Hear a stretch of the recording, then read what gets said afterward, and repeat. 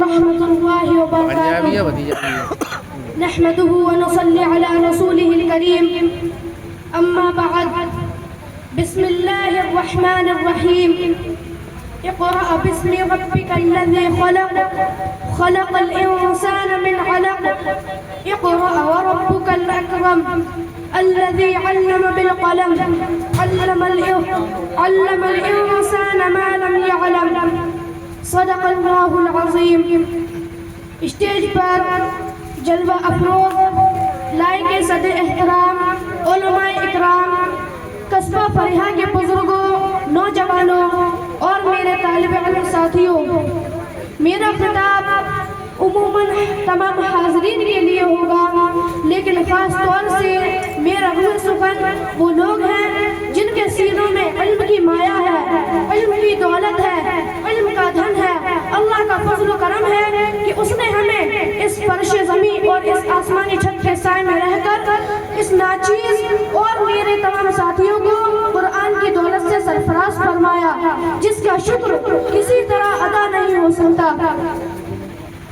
میرے طالب علم ساتھیوں، میرے دل میں ایک درد ہے، ایک فکر ہے، ایک پڑھن ہے، ایک پیغام ہے جو میں آپ کو دینا چاہتا ہوں کہ آج ہمارے بارے میں ہمارے اکابر بزرگان دین اور مدارس کے بارے میں طرح طرح کے پروپیگنڈے پھیلائے جا رہے ہیں کہ 1400 سال پرانے لوگ ہیں، دقیانوسی لوگ ہیں، یہ رجاعت پسند لوگ ہیں، ان کو اس دنیا کی حالت کی خبر نہیں ہے، ان کو اس دنیا میں رہنے کا سلیقہ نہیں ہے، ان کے پاس دنیا میں علوم و فنون نہیں ہے. یہ امت مسلمہ کا پہیہ الٹا چلانے کی کوشش میں ہے. یہ نعرے مختلف اوقات میں لگائے جاتے رہے ہیں اور آج بھی پوری شدت سے ان کی صدا ہمارے ملک میں سنائی دے رہی ہے. لیکن بعض اوقات اچھے خاصے پڑھے لکھے دین سے تعلق رکھنے والے بھی اس پروپیگنڈے کا شکار ہو جاتے ہیں.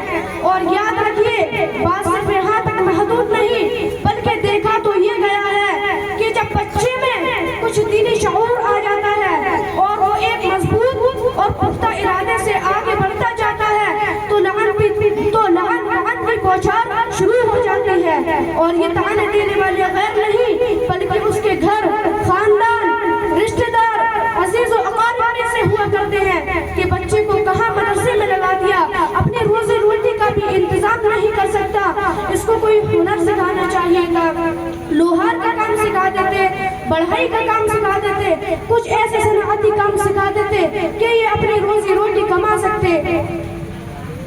بہرحال لوگ طرح طرح کی تجویزیں بتلاتے رہیں گے جن طعنوں اور تجویزوں سے ہمارے دینی جذبات کو مجروح کیا جاتا ہے، احساس قنطری میں ملوث کیا جاتا ہے.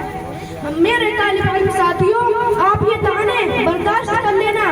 یہ طعنے ایک داعی حق کے گلے کا زیور ہے، اس کے سر کا تاج ہے. یہ وہ طعنے ہیں جو حضرات انبیاء علیہم السلام نے بھی سنے ہیں اور انبیاء کے وارث نے بھی سنے ہیں. قیامت تک یہ طعنے دیے جاتے رہیں گے. یہ طعنے ہیں، حقیقت میں ایک دن وہ آئے گا جب طالب علم یہ کہنے کی پوزیشن میں ہوں گے فَالْيَوْمَ الَّذِينَ آمَنُوا مِنَ الْكُفَّارِ يَضْحَكُونَ. وہ وقت آئے گا جب طعنے دینے والوں کے گلے بیٹھ جائیں گے اور ان کی آواز دھیمی پڑ جائے گی. اللہ تعالیٰ اس طبقے کو عزت و شوقت عطا فرمائیں گے جس طبقے کو آج بے حقیقت سمجھا جاتا ہے. چنانچہ ابو جعفر منصور حدیث کے عالم تھے. ایک مرتبہ وزراء نے یہ کہہ دیا، آپ کو اللہ نے دنیا کی اتنی نعمتیں دی ہیں، کوئی ایسی بھی خواہش ہے جو پوری نہ ہوئی ہو؟ ابو جعفر منصور کہنے لگے، ایک بات میری پوری نہیں ہوئی. وزراء نے کہا، کون سی بات؟ ابو جعفر منصور نے کہا کہ وہ بات جو شاگرد اپنے شیخ سے کہتا ہے، اے استاد ہمیں حدیث سنائے، میرا جی چاہتا ہے مجھے علم تھا، کوئی مجھ سے بھی علم حاصل کرتا. دوسرا دن ہوا تو جو وہ وزراء تھے، کام کرنے والے لوگ تھے، اپنے کاغذ قلم دوات لے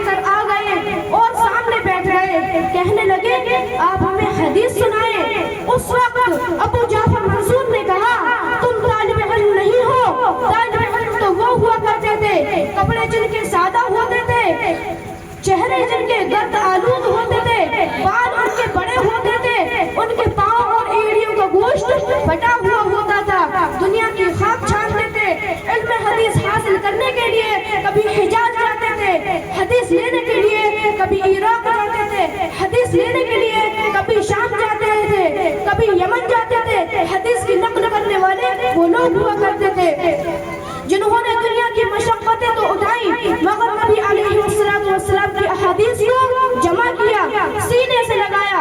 مبارکباد کے لائق ہیں وہ نوجوان۔ طالب علم اپنی قسمت پر اللہ کا شکر ادا کرو، اللہ نے آپ کو اس دین کے لیے چن لیا ہے، آپ اللہ کے چنے ہوئے بندے ہیں، اور اس کی دلیل قرآن عظیم الشان میں بھی موجود ہے۔ اللہ رب العزت فرماتے ہیں ثم اورثنا الکتاب، پھر میں نے اپنی کتاب کا وارث اپنے بندوں میں سے ان کو بنایا، الذین اصطفینا من عبادنا، جو میرے بندوں میں سے میرے چنے ہوئے بندے ہیں۔ کتابوں کے وارث وہی بنتے ہیں جن کا اللہ کے یہاں چناؤ ہو جاتا ہے۔ یہ خوش نصیب نوجوان اگرچہ ظاہر میں معمولی کپڑے ہیں، یہ مشقتیں اٹھاتے ہیں، مگر اللہ کے یہاں ان کا مقام بڑا بلند ہے۔ ذرا غور کیجئے، آج مختلف لوگ صبح کرتے ہیں، کسی کے سامنے اللہ نے کپڑے کو رکھ دیا، وہ کپڑے کو کاٹتا ہے، اسے جوڑتا ہے، ہم اسے درزی کہہ دیتے ہیں۔ کسی کے سامنے اللہ نے لکڑی کو رکھ دیا، وہ لکڑی کو کاٹتا ہے، اسے جوڑتا ہے، ہم اسے کارپینٹر کہہ دیتے ہیں۔ کسی کے سامنے اللہ نے اینٹ کو رکھ دیا، وہ ایک اینٹ کو دوسری اینٹ سے جوڑتا ہے، ہم اسے معمار کہہ دیتے ہیں۔ کسی کے سامنے اللہ نے لوہے کو رکھ دیا، وہ لوہے کے پرزوں کو کھولتا ہے، لوہے کو جوڑتا ہے، اس سے اس کا گزارا ہوتا ہے۔ آج کسی کے سامنے کچھ رکھ دیا، کسی کے سامنے کچھ رکھ دیا۔ میرے طالب